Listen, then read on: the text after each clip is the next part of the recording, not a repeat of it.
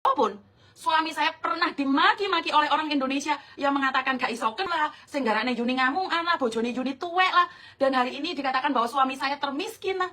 Tetapi ternyata orang yang kalian hina, orang yang kalian maki, dijatuhkan. Dialah orang pertama di Hong Kong yang mau membantu orang-orang Indonesia. Walaupun suami saya dimaki-maki habis-habisan, walaupun dia tidak bisa bahasa Indonesia dengan baik, tetapi dia tidak pernah mengeluh saat dia membantu orang Indonesia. Dia tidak pernah mengatakan capek saat saya bilang, "Lo kok nggak bong sawah? Ya mày yang jauh coba. Lo kok nggak bong sawah? Ya mày yang nhập醫院. Lo kok nggak bong sawah? Ya kok cece cokam aku mau tongking cakongnya." Jadi suami saya tidak pernah mengatakan tidak untuk membantu saya saat saya minta bantuan untuk memproseskan anak-anak Indonesia yang kasus di Hong Kong. Belum pernah anak saya mengatakan, "Mami ya, om entah nak, mami ya, aku nggak ada waktu untuk ngurusin orang Indonesia." Tidak pernah, tidak pernah. Walaupun dia capek, walaupun dia lelah, walaupun dia ngantuk, walaupun apapun, suami saya tetap melakukan yang terbaik. Kalau dipikir-pikir nggak ada hubungannya dengan kalian, tetapi suami saya tidak pernah mengatakan capek. Saat suami saya datang ke rumah sakit melihat jenazah, saat suami saya datang ke rumah sakit melihat orang sakit, suami saya belum pernah mengatakan, "Loh, bohong lah, jangan pergi." Belum pernah. Suami saya belum pernah mengatakan itu.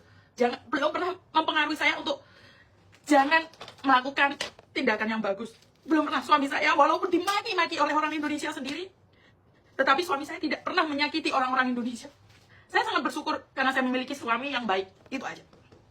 Kadang secara moral saya kaget dengan orang-orang Indonesia yang begitu membenci suami saya, yang begitu membenci anak saya.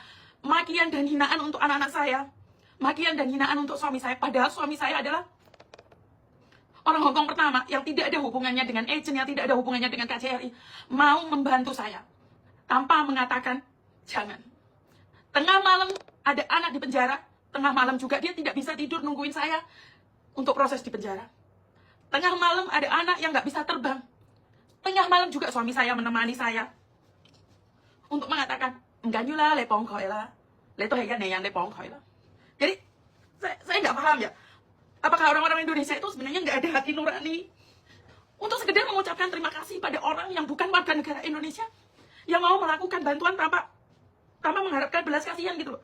Kalau kalian menghina saya masih oke ya. Tetapi saat kalian menghina suami saya sedih banget gitu loh.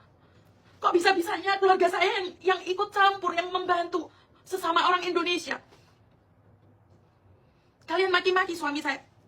Kalau kalian menghina saya masih wajar ya.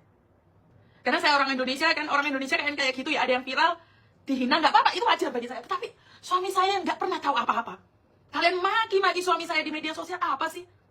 Emangnya gitu ya? Maksud saya sampai segitunya ya?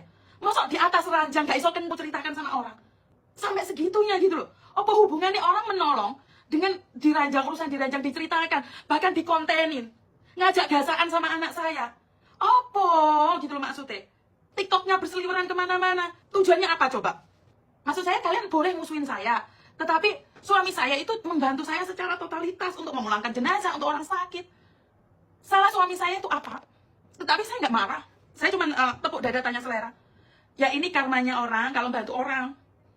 Ini karmanya orang karena marah sama orang. Tetapi ya itu seperti yang saya katakan bahwa saya melakukannya dengan sukacita. Cuman saya manusia biasa, bohong kalau saya nggak terluka. Bohong kalau saya nggak sakit hati.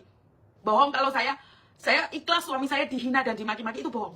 Tetapi saat kalian menghina saya itu nyantai aja. Karena ayah saya pernah bercerita bahwa manusia yang paling banyak dosa adalah manusia yang doyan ngomong, yaitu saya. Jadi saya terima konsekuensi itu. Saya tuh mulutnya nggak ada hentinya. Tetapi ya saya lakukan ini karena saya ingin mengedukasi. Saya tidak ingin orang-orang Indonesia saat mereka kesusahan, saat seperti apa dan bagaimana kalian tidak tahu. Bahkan karena pengurusan jenazah Oki, almarhum Oki, saya pribadi ini menjadi tahu nih, agensi yang murah untuk pemulangan jenazah, agensi yang biasa-biasa saja, agensi yang mahal, dan agensi yang bagus. Pemulangan jenazah pun ada agen-agennya dan ada harga yang harus dibayar. Ada harga yang harus dibayar untuk pemulangan jenazah. Karena itu pengalaman buat saya pribadi.